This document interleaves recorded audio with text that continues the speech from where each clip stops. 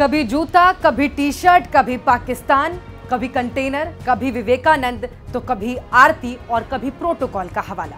न जाने क्या क्या कहकर भारत जोड़ो यात्रा को बदनाम करने की कोशिश की जा रही है। इन सब के इतर भारत जोड़ो यात्रा की चर्चा आज देश से लेकर विदेश तक की जा रही है और इसके सकारात्मक असर पर भी बात हो रही है। कोई लिख रहा है भारतीय इतिहास की सबसे बड़ी राजनीतिक पार्टी यात्रा के जरिए महंगाई, बेरोजगारी, सांप्रदायिक ध्रुवीकरण जैसे मुद्दे उठा रही है, तो कोई इस पूरे अभियान को किसी अहिंसक सेना के विशाल सैन्य अभियान जैसा बता रहा है। चलिए जरा विस्तार से आज जानते हैं कि कैसे विदेशी मीडिया भारत जोड़ो यात्रा को कवर कर रही है।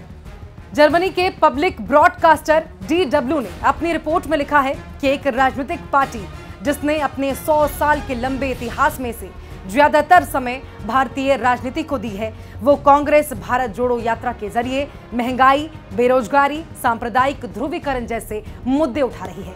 उधर ब्रिटेन के प्रतिष्ठित अखबार द गार्जियन में लंदन स्कूल ऑफ इकोनॉमिक्स में प्रोफेसर मधुलिका बनर्जी का एक लेख छपा है।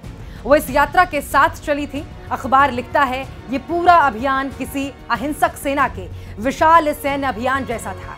अलग अलग भाषाएं, समुदाय और पृष्ठभूमि के लोगों को इस मार्च में शामिल होते देखना काफी दिलचस्प भरा था। ये मिनी इंडिया के मार्च जैसा था। हमें पता था कि ये भारत मौजूद है, लेकिन इसका अनुभव कम ही होता है। पुरानी मुलाकातों की तरह मैंने इस मार्च में चलते हुए राहुल गांधी को काफी विनम्र और तेज बुद्धि का शख्स पाया है। बिजनेस स्टैंडर्ड द्वारा एक लेख में लिखा गया है कि भारत जोड़ो यात्रा में शामिल होने वाले राज्यों में कांग्रेस के संभावित सहयोगी बहुत मायने रखते हैं। ये विपक्षी एकजुटता की भावना को प्रस्तुत करता है।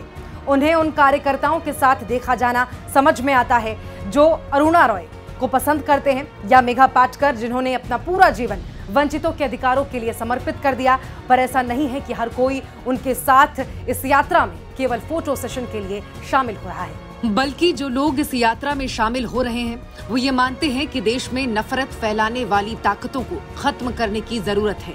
वो ये मानते हैं कि बेरोजगारी इस वक्त देश की सबसे बड़ी समस्या है। वो ये मानते हैं कि किसानों को पिछले 8 सालों से केवल भ्रमित किया जा रहा है। वो ये मानते हैं कि देश को भाईचारे के भाव के साथ विकास के पथ पर आगे अगर कोई बढ़ा सकता है तो केवल भारतीय राष्ट्रीय कांग्रेस है। और इसीलिए हर कोई जाति, धर्म, संप्रदाय, समुदाय सब भुलाकर इस यात्रा में राहुल गांधी के कदम से कदम मिला रहा है।